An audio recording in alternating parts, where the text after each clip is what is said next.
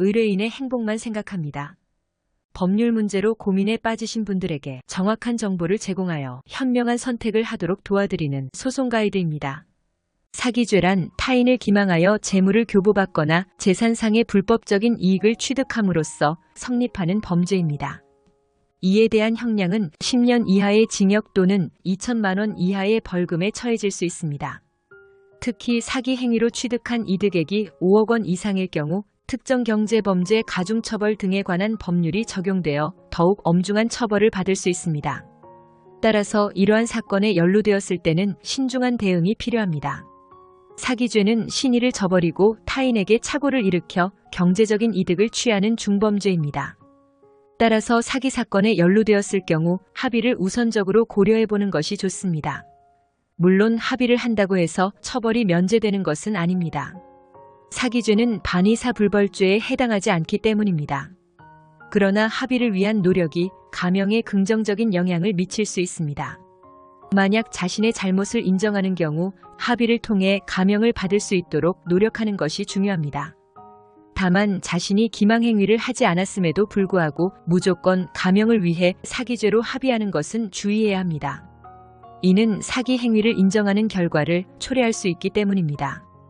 형사소송에 휘말린 경우 자신의 상황이 사기죄 성립 요건에 해당하는지를 먼저 확인하는 것이 필요합니다. 만약 자신의 상황이 사기죄 성립 요건에 해당하지 않는다면 무죄를 입증하기 위한 소송을 진행해야 합니다. 합의를 고려하는 경우 합의 내용에 대한 법리적 분석을 거친 후 합의하는 것이 좋습니다. 반대로 내가 사기 피해자이며 상대방과 합의를 해야 하는 경우라면 어떻게 해야 할까요? 초기에는 손해를 보며 합의할 필요가 없습니다. 상대방이 급하게 합의를 요청한다면 다른 피해자들이 많아 수사를 두려워하는 경우일 수 있습니다. 이럴 때는 원금과 추가 손해배상을 받도록 협상해야 합니다. 돈의 행방을 확인하기 전에는 합의하지 마십시오.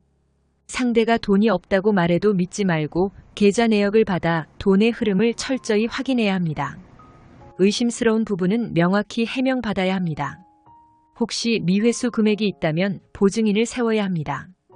각서만으로는 충분하지 않으므로 가족이나 지인을 보증인으로 요구하십시오.